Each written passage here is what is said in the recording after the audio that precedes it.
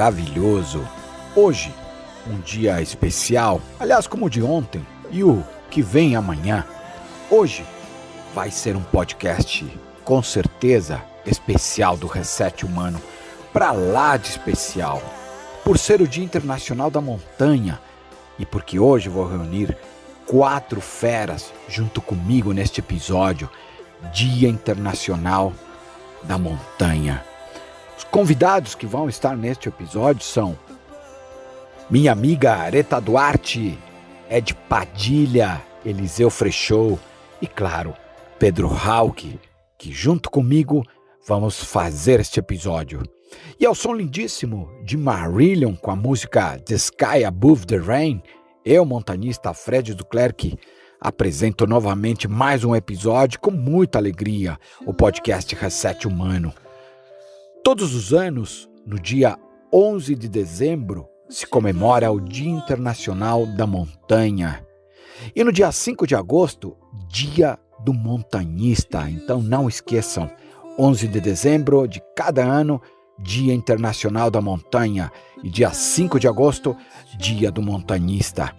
O Dia Internacional da Montanha é celebrado desde 2003, com o objetivo de conscientizar a população por todo o nosso planeta sobre a real importância da preservação das montanhas no mundo, destacar as boas oportunidades, as boas benfeitorias e, claro, também os constrangimentos no desenvolvimento das montanhas e assim construir uma aliança forte que traga mudanças positivas para os povos e ambientes de montanha em todo o mundo.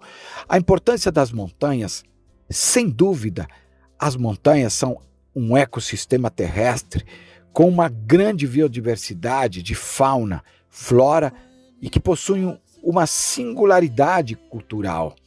A sua destruição e degradação paisagística tem aumentado através do tempo. A pressão humana e a mão direta do ser humano e indiretamente se manifestam através do aquecimento global e assim alterando o clima do planeta. A sua preservação é essencial para muitas espécies de animais que encontram um habitat natural nas montanhas, inclusive os seres humanos que as visitam para momentos de lazer e a prática de esportes como o montanismo, ou seja, vamos todos cuidar da vida nas montanhas. Este episódio tem o apoio da Coros Brasil, Dr. Shape e Aventure Box. Coros é uma marca americana de relógios GPS multiesportivos com alta tecnologia e qualidade. A Dr. Shape é uma empresa que atua há 19 anos no mercado, sendo a maior rede de franquias especializadas em suplementos alimentares e artigos esportivos da América Latina. Você conhece a Aventure Box? O Aventure Box é uma plataforma de atividades outdoor e aventuras na natureza. Conheça nosso perfil no aventurebox.com. E você, que está em seu carro ou está treinando, correndo, pedalando, caminhando na montanha ou simplesmente tomando o seu café da manhã ou almoçando, muito obrigado por me ouvirem. E você conhece o nosso site? Visite podcast resethumano.com.br. E vamos para o episódio de hoje?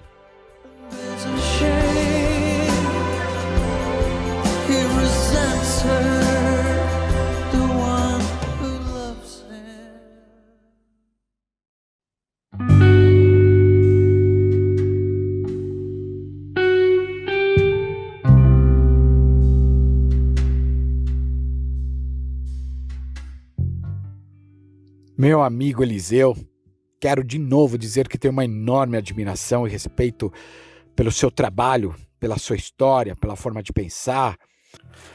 E te pergunto, o que falta para sermos um país que ama escaladas? Poxa, Fred, obrigado. A admiração como companheiro de profissão é recíproca também. Eu também acompanho a sua carreira. Parabéns por tantos anos levando as pessoas à montanha. divulgando o esporte aqui no Brasil, nos ajudando a criar massa bem, vamos dizer, articulada, consciente de que nós precisamos preservar as montanhas, e para preservar a gente primeiro tem que gostar. Bom, daí, partindo para a sua pergunta, Fred, realmente é uma pergunta capciosa, né? Poxa, nós moramos num país, vivemos num país no qual existe muita dificuldade das pessoas praticamente sobreviverem, né? Não é um país que as pessoas têm tanta fartura e podem se dar o luxo de praticar esportes mais caros, que exigem viajar, que exigem um equipamento que você às vezes não encontra fabricação no país. Bom, acho que esse é um dos problemas, né? A questão dessa diferença econômica que a gente encontra na população brasileira. Talvez outra seja a questão do brasileiro entender o que são as montanhas mesmo, né? Enxergar as nossas montanhas como montanhas. Talvez a ideia que o brasileiro tenha de montanhas são só aquelas que são nevadas dos Alpes, do Himalaia e tal, coisas muito grandes. Então, essa geografia brasileira às vezes é um pouco marginalizada pelo próprio brasileiro. Então, tem isso, e tem a questão de uma cultural, né? É uma questão de esportes que começaram há muitos anos na Europa e que vão passando de geração para geração, e que no Brasil a gente não teve não teve tempo ainda. A escalada é um esporte relativamente novo no Brasil. Não tão novo, mas como um esporte de massa, que seja mais acessível às pessoas, à medida que nós começamos a ter empresas que fabricavam equipamento no Brasil, desde anos 70, 80, né, começou de forma incipiente, mas começou a se fabricar alguma coisa aqui, e então ainda é um pouco recente, eu acho. Então foi isso que precisa dar um tempo para as coisas acontecerem. É lógico que à medida que as informações vão chegando às pessoas, né, em toda essa evolução tecnológica que a gente tem hoje, isso ajuda muito, né? As pessoas vão tendo mais informações sobre os esportes, vão tendo mais acessibilidade às técnicas, ao equipamento e tudo isso.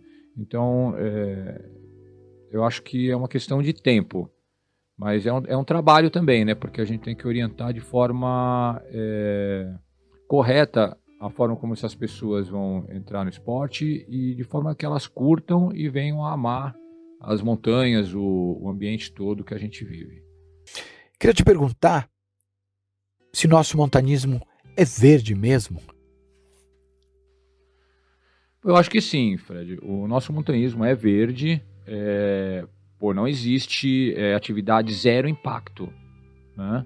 Mas existe consciência das pessoas que praticam o montanhismo de deixar o menos traço para trás possível, ajudar na medida que também for possível. Então, eu acho que sim, existe uma consciência mínima, principalmente do praticante, que teve uma boa educação em relação à escalada, em relação ao montanhismo. Existe sim, mas como, de novo, não existe atividade zero impacto. Isso balela, né? Eu acho que nós sim estamos caminhando de uma forma a ter cada vez menos impacto. Não, talvez sejam práticas que não, à medida que a gente vai aprendendo, né? Vou te dar um exemplo. Antigamente, lá na subida do Pico Paraná, em alguns trechos de rampas de rochosas, havia umas correntes. As pessoas pegavam na corrente e subiam aquele trecho ali pela rocha. Só que com o tempo, aquelas correntes iam para um lado e para o outro e deixava aquela marca horrorosa na pedra, né? Onde elas iam arrastando. E daí alguém falou, não, então vamos tirar as correntes. Tiraram as correntes. Bom, as pessoas começaram a andar pelo lado, pela vegetação, causando erosão. Até que alguém chegou e falou, vamos colocar uma escada aqui. Ok. Nossa, mas a escada, negócio feio e tal. Cara, a escada era a forma melhor de evitar a erosão e de evitar aquelas marcas horrorosas que ficavam das correntes.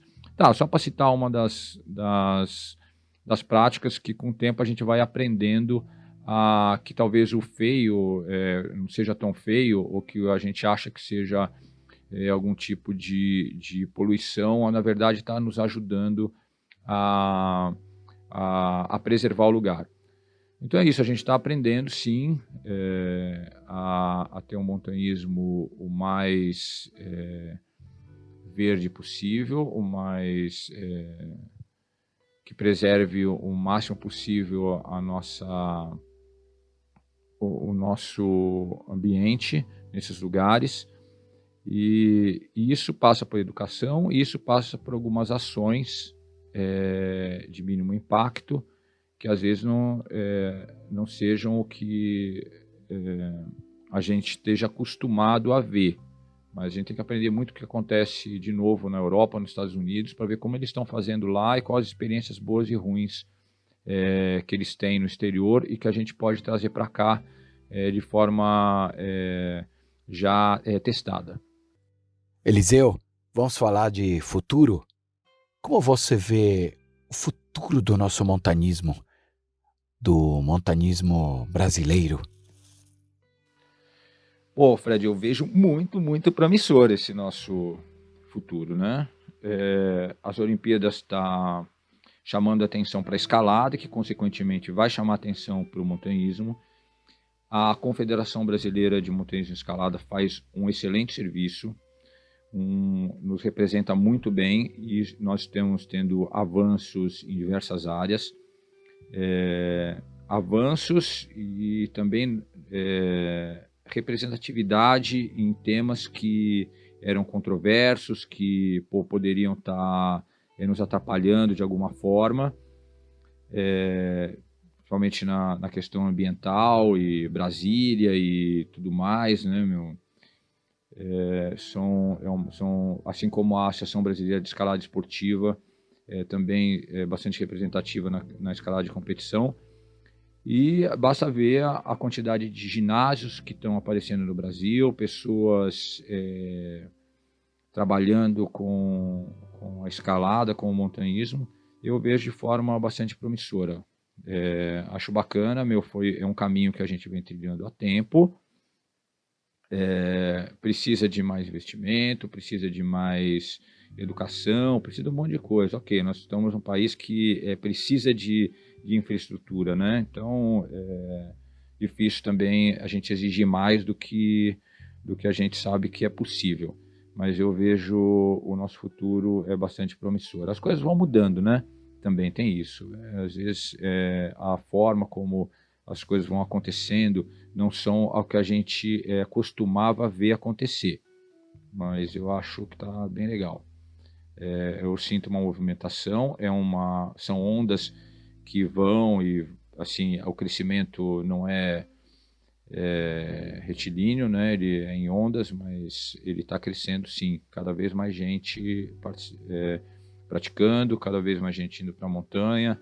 Existem fenômenos de grandes marcas, grandes lojas vindo para o Brasil, e isso vai nos ajudar.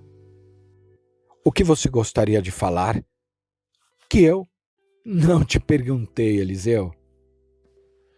Bom, Fred, eu acho que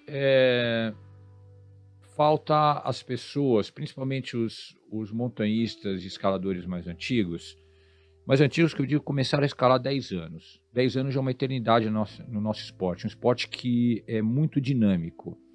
Às vezes falta das pessoas, volta e meia, virar a chave para saber o que está acontecendo na escalada, no mundo, saírem do métier que elas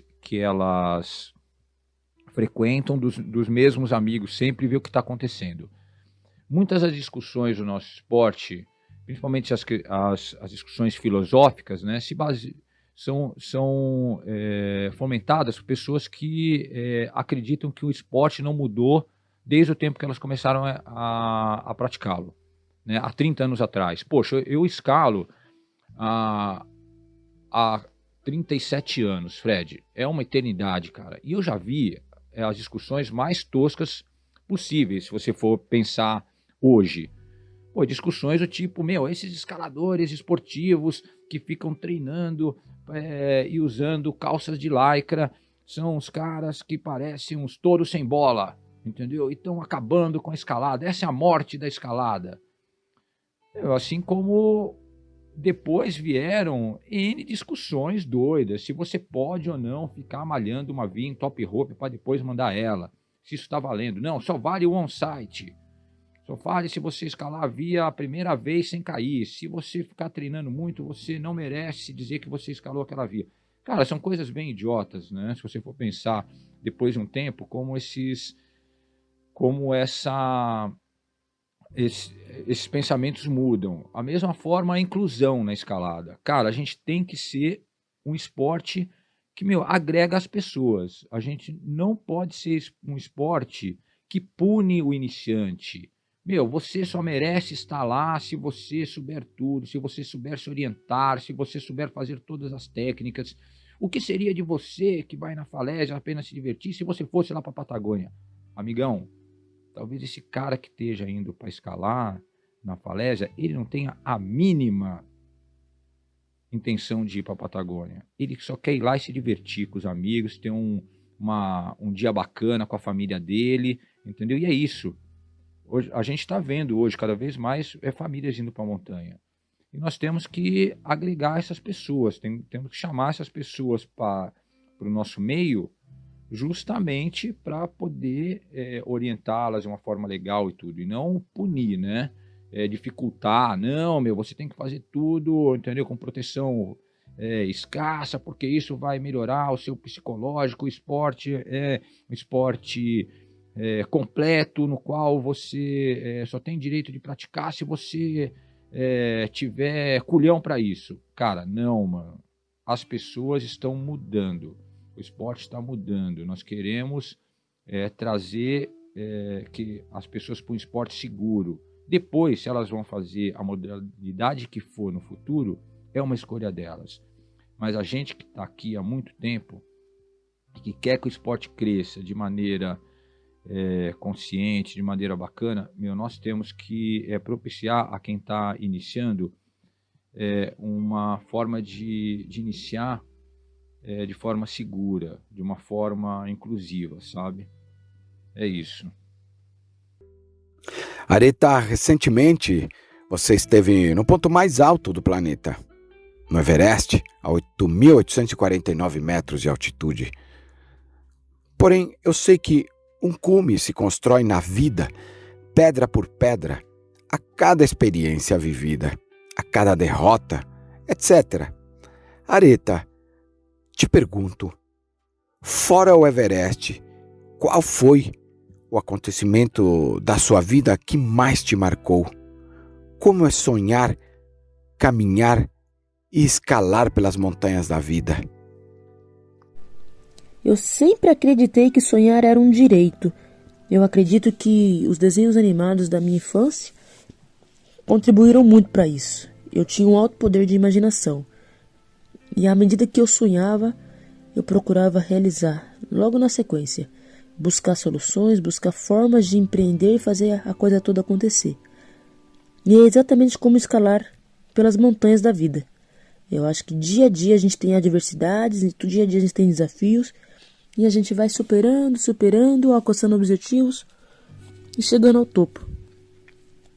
Eu digo sempre que montanha para mim é escola. Sempre volto com aprendizados desse tipo de experiência que servem para o nosso cotidiano, para o meu cotidiano, para a minha vida urbana. Agora uma pergunta fácil. O que as montanhas te ensinaram? Uau! As montanhas me ensinaram, me ensinam e com certeza continuará a me ensinar a cada experiência que eu me dispor a realizar nesse tipo de ambiente. Volto a dizer, montanha para mim é escola e é incalculável o número de aprendizados que eu já tive em todas elas. Mas em resumo, posso dizer que em todas elas eu pude perceber o quanto sou vulnerável, quanto eu necessito de colaboração, quanto é necessário eu contar com o outro para ter sucesso, quanto é necessário eu contribuir com o outro para garantir segurança, harmonia, sintonia, o quanto há um poder próprio da natureza de possibilitar ou não a nossa ascensão, a nossa escalada. Poxa, são muitos aprendizados e a gente poderia passar o resto do dia para eu elencar todos eles. Se você pudesse ter uma conversa com qualquer pessoa ou família, incluindo aquelas já falecidas, com quem você conversaria? Poxa, que sensacional essa pergunta. Mas eu acho que eu teria vontade de conhecer o meu tataravô, que na verdade nem sei quem é, não tenho a mínima ideia do nome, mas eu queria conhecê-lo, entender a história dele e entender de onde é que ele veio. Provavelmente não era do Brasil, pode ser de africanos, descendência africana, ou de algum país europeu. Afinal de contas, eu percebo características físicas semelhantes a esse povo desses dois continentes. Então eu gostaria muito de conhecê-lo e a partir do conhecimento que eu tivesse dele, a conversa que nós tivéssemos, eu tentaria montar a árvore genealógica, tentar entender a origem da minha família, a origem da minha vida. Pedro, sempre afirmo e digo em palestras que quem não gosta de riscos não deve subir montanhas, assim como na vida. Mas em seu livro com o tema Arrisque-se, que li, aprendi a te entender melhor e conhecer melhor você. Gostei demais, aliás. Mesmo não tendo conversado contigo antes, mas sempre acompanhado o seu trabalho nas montanhas, te pergunto, a vida é arriscar-se?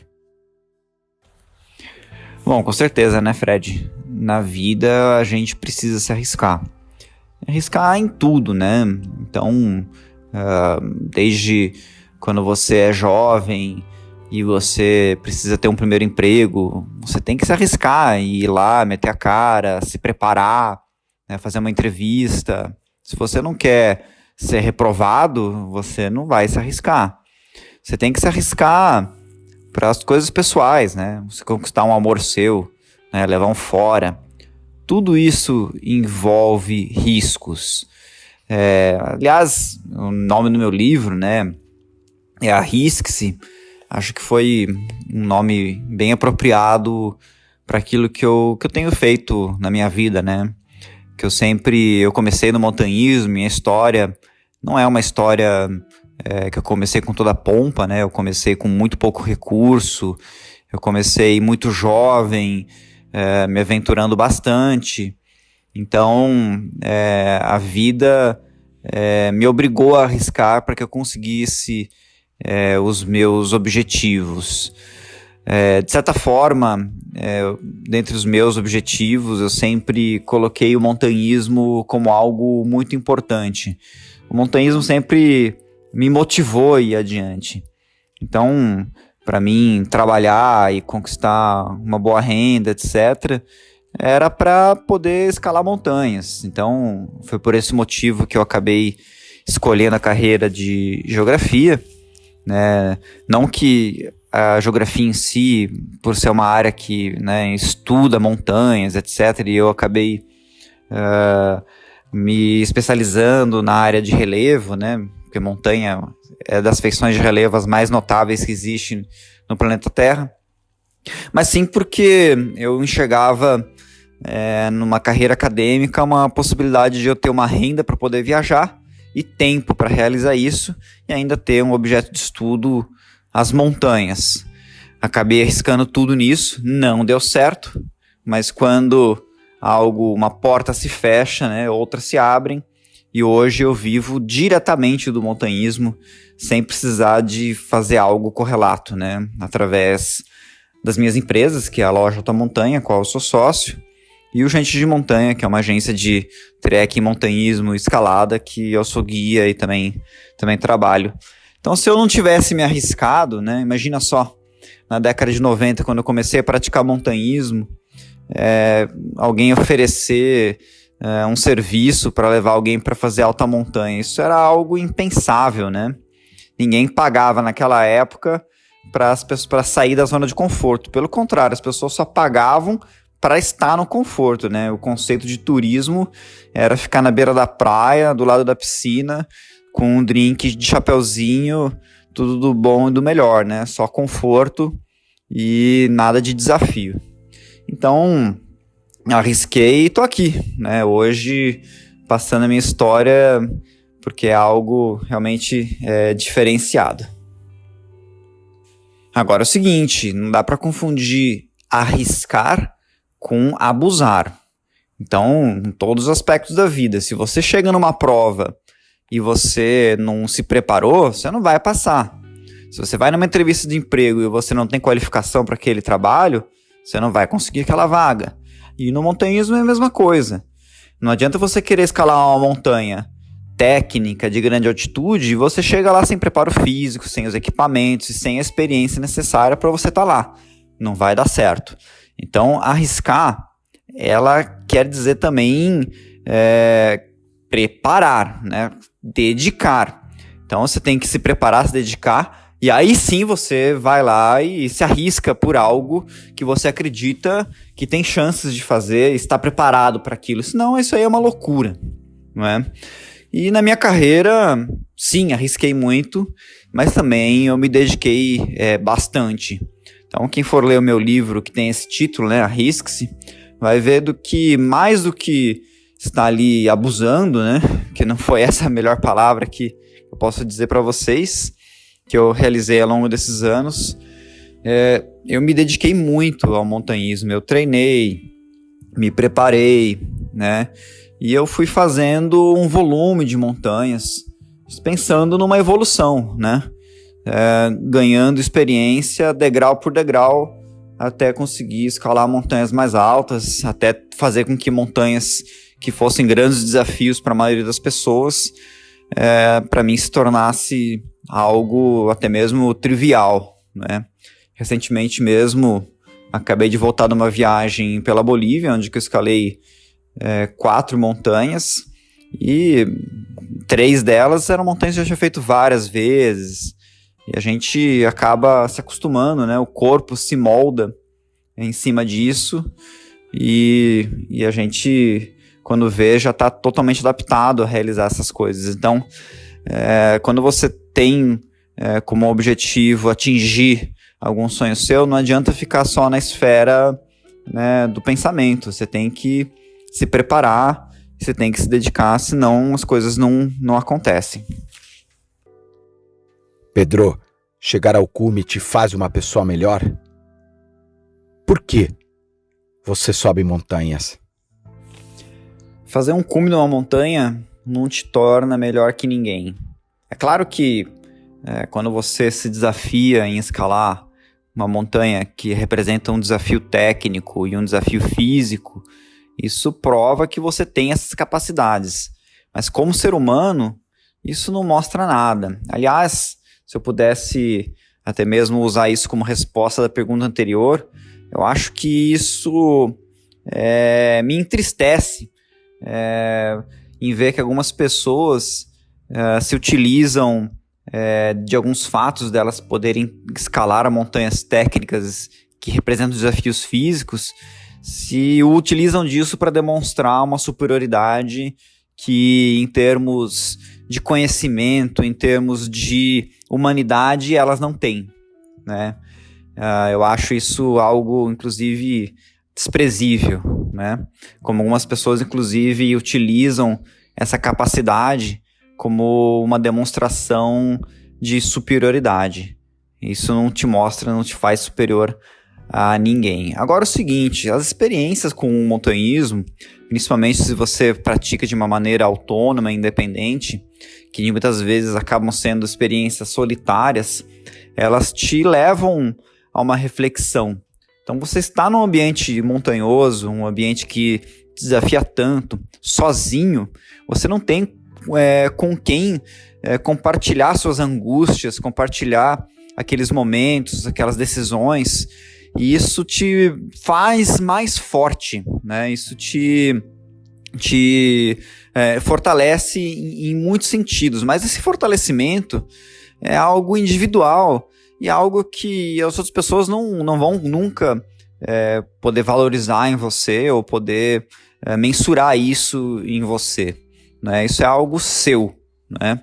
Isso vai te deixar mais forte para vários momentos da sua vida, inclusive te ensinar a fazer boas escolhas, a ponderar os lados bons e ruins das escolhas que a gente faz na nossa vida pessoal, nossa vida como um todo, né? A gente, ao longo da vida, a gente é obrigado a fazer muitas escolhas, né? E nem sempre essas escolhas elas vão ser 100% boas, né? Sempre vai haver alguma reação à sua escolha que é algo que você não deseja, que é algo que às vezes até mesmo sejam contrários a seus valores, mas que você acaba tendo que ponderar isso na hora de escolher.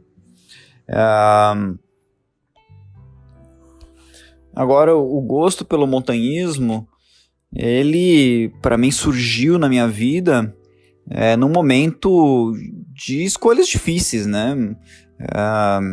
Eu comecei a praticar montanhismo no momento que eu estava saindo da minha fase de adolescente para chegar na vida adulta. E literalmente, quando eu voltei dessa viagem, eu estava ali já independente dos meus pais, tendo que morar em outra cidade, tendo que viver com os poucos recursos que eu tinha, né? Então isso me jogou para a vida adulta. Agora, por que escalar montanhas, né? Eu acho que eu escalo montanhas pelo caminho. Eu escalo montanhas não por causa que é desafio, não sei o que lá. Eu escalo por causa do caminho que a gente percorre. As montanhas estão entre as paisagens mais bonitas do mundo e geralmente em locais muito interessantes.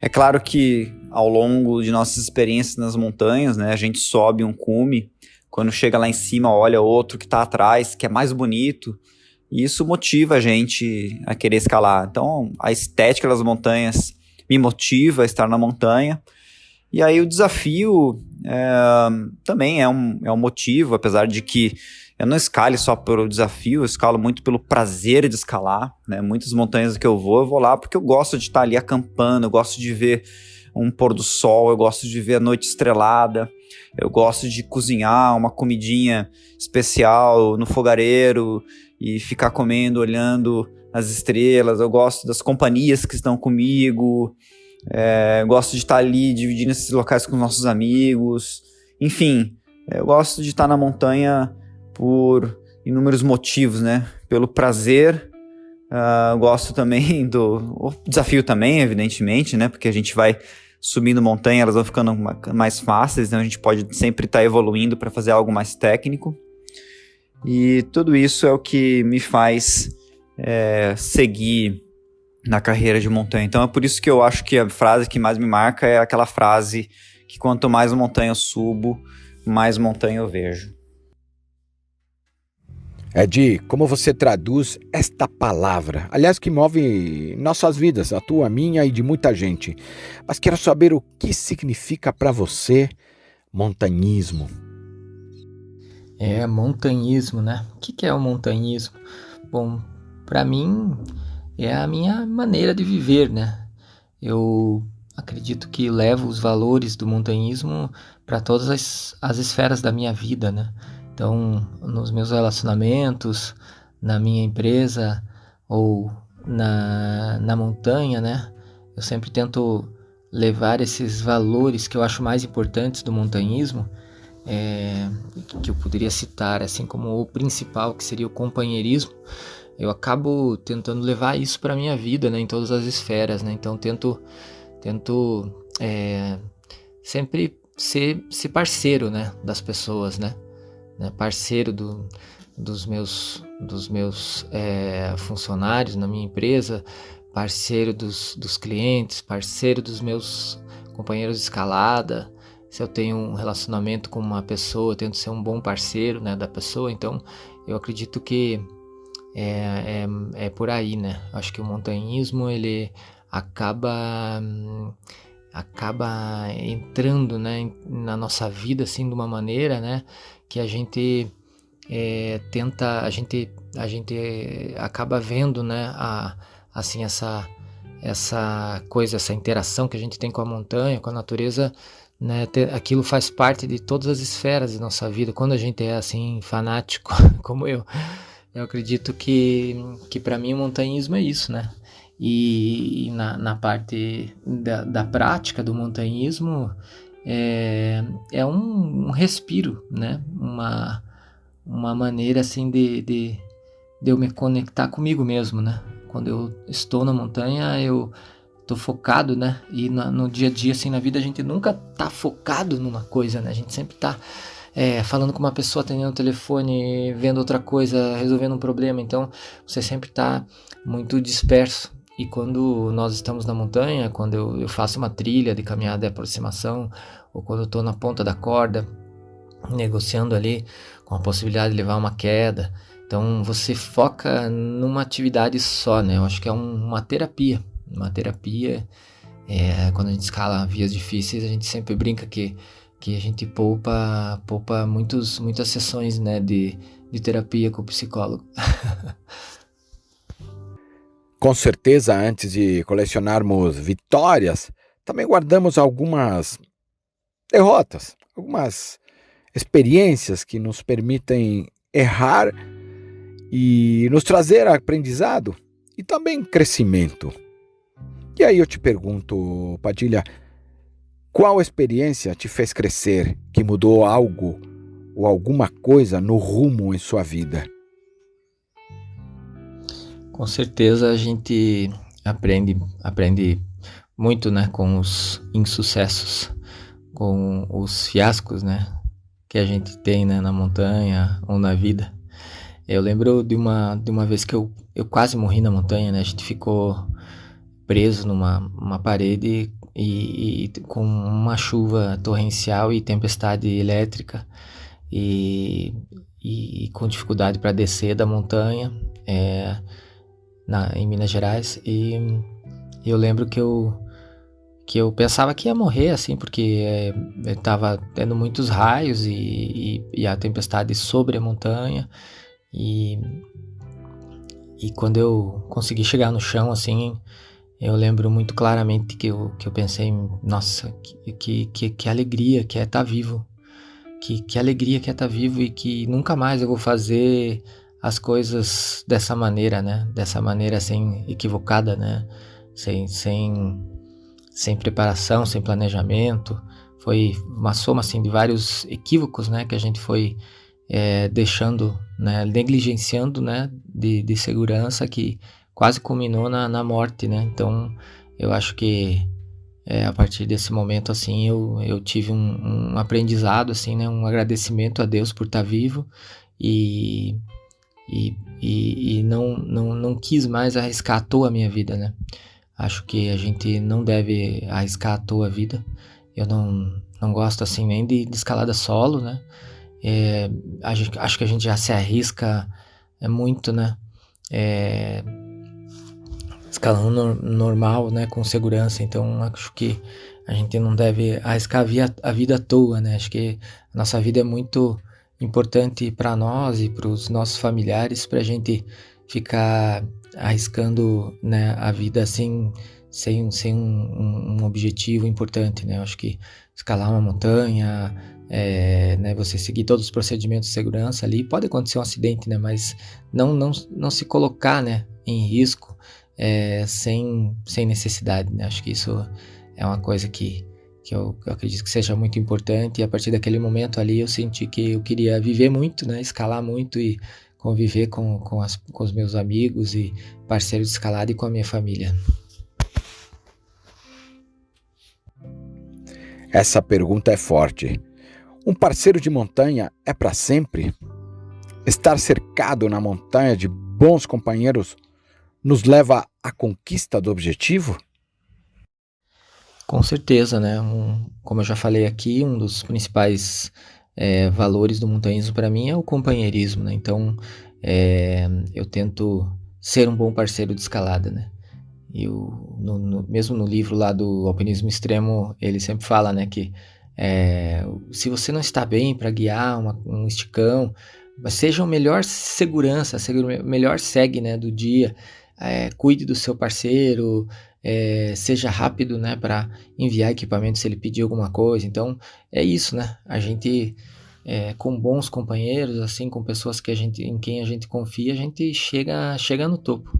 Com certeza, eu acredito que é meio caminho andado assim para alcançar os objetivos, né? Eu acredito que eu alcancei muitos objetivos por causa dos meus parceiros, né? Por causa da parceria que a gente fez, né?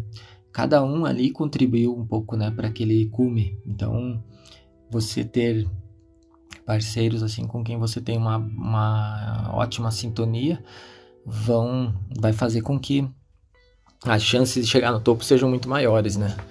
Eu tenho assim amigos e parceiros que são como irmãos, né? Para mim a gente vive uma irmandade mesmo, né? De parceria assim de montanha, né? Então tenho meu filho também, que é um parceiro para a vida, né? Que me ajuda a administrar a empresa e também é parceiro de escaladas. Então eu acredito que a parceria é tudo, né, no montanhismo, né?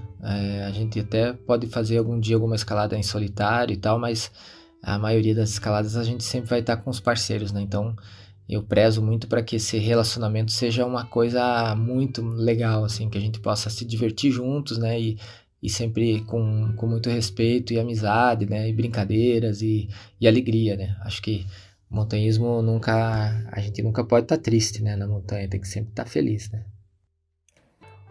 O que falta no ser humano para ser melhor? Amor. Acho que é isso que falta para os seres humanos. Falta um pouco mais de amor, né? Em todos os aspectos, né? Se você tem mais respeito, mais amizade, mais companheirismo, mais humildade, né? Menos orgulho, né? Menos agressividade. Eu acho que isso faz com que a gente tenha um mundo melhor, né? Então, eu acho que é isso que falta, né, para as pessoas. Eu acho que a gente tem que tentar se colocar no lugar do outro, né? A gente não sabe da onde a pessoa veio, não sabe o passado dela, né? Então, é difícil a gente não julgar, né? A gente sempre julga as pessoas, mas a gente tem que fazer um esforço para tentar não julgar as pessoas e tentar conviver, né, com as pessoas, mesmo com aquelas que pensam diferente da gente, né? Porque pode ser que a gente mude, ou que elas mudem, né?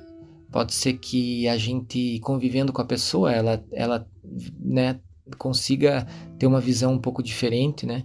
Então, eu me recordo muito bem, assim, de uma vez que tinha um amigo que falou que ia levar um outro cara lá para escalar com a gente, né?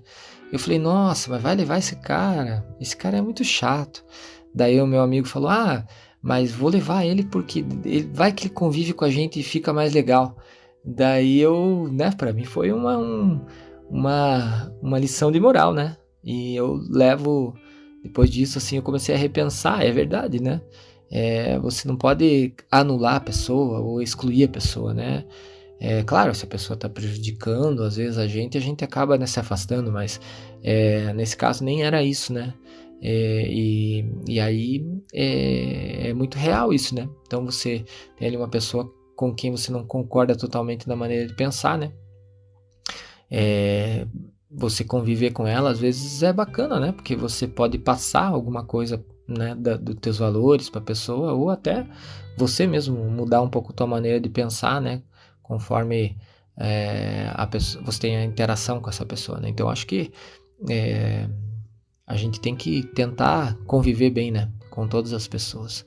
E o mundo hoje, né, carece muito disso, né, da gente ter essa empatia, né? Eu acho que isso que a gente vê hoje, essas brigas, né, nas redes sociais, tudo, né? Porque é uma transição, né? As redes sociais hoje fizeram a gente se aproximar dos outros, né? Nós nos aproximamos, né, muito de pessoas com quem a gente não conhecia, e aí sempre tem atrito, né? Porque a gente está em contato com muita gente, né, hoje nas redes sociais, então muitas pessoas, todas as pessoas pensam diferente, né? Em algum aspecto elas vão ter divergências, né? Então há inúmeras brigas, né, normalmente, mas eu acredito que seja uma época, né, transitória, né, que a gente está tendo um encantamento aí com essas redes sociais e acaba tendo essas divergências e essas discussões, essas intrigas, né, mas pode ser que isso, né, eu acredito, né, que isso vai ter algo de positivo no futuro, né, porque a gente possa usar essas redes sociais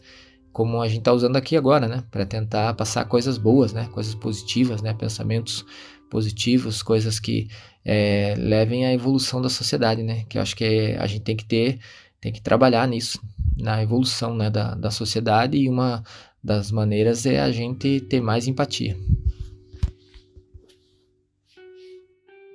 Meu amigo, tem uma pesquisa que eu repito sempre em palestras já há muitos anos, isso há mais de 20 anos, e ela não mudou muito não. É que as pessoas pensam em si mesmo menos que 1 minuto, menos que 30 segundos.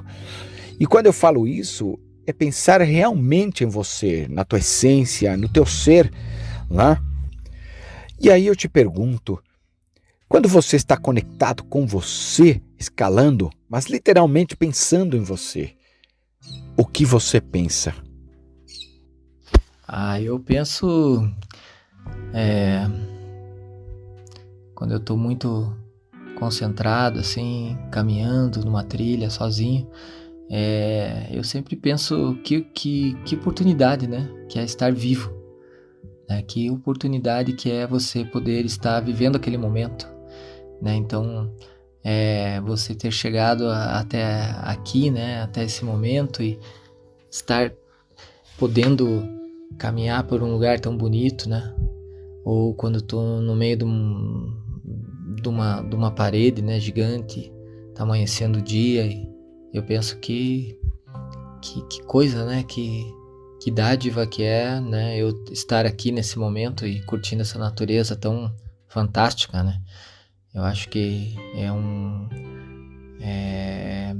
eu sempre penso como um agradecimento, assim, né, como uma gratidão, né, de estar vivo ali, tendo a possibilidade, né, sabendo que no mundo, assim, muitas pessoas ainda estão tentando, né, sobreviver, e a gente tá ali podendo curtir a vida, né, então eu sempre penso nisso, né, e às vezes quando tô sozinho em casa, assim, e tô pensando na vida, eu penso assim, o que eu fiz, né, até aqui, o que eu fiz de equívocos, o que eu fiz de coisas boas, o que eu posso fazer daqui pra frente, né, então acho que é um eterno, né, pensar assim, né, avaliar, né, o que a gente já fez, o que a gente poderia ter feito, e o que a gente ainda pode, né, fazer, porque eu acredito que nunca é tarde, né, pra gente aprender algo, pra gente melhorar em algo, pra gente fazer algo, né, então eu sempre fico nessa, minha cabeça ela não para, né, 100% do tempo ela tá pensando em mil coisas, então antes de dormir, assim, eu fico pensando às vezes essas coisas, né, e ainda bem que eu durmo rápido. Mas é isso, né? Acho que principalmente agradecer, né? Pelo momento ali que eu tô vivendo, né? E em outros momentos pensar, né? O que a gente pode fazer para contribuir aí com a sociedade. Né? She loves him,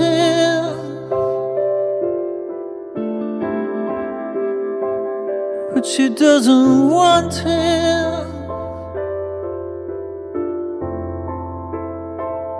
She used to burn for him, but now that's changed.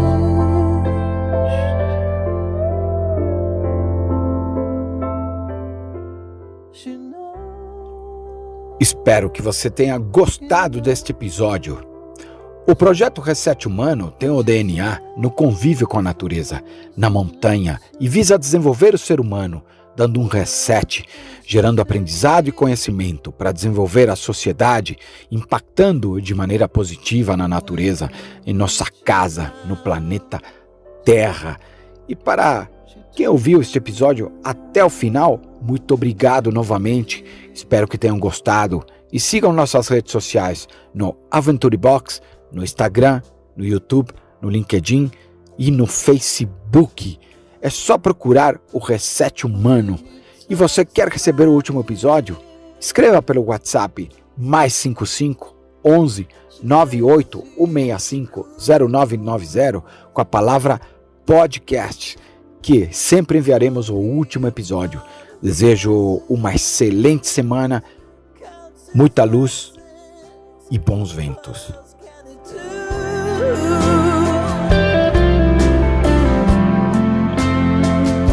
She used to gaze at him and reach out with her toes to touch him.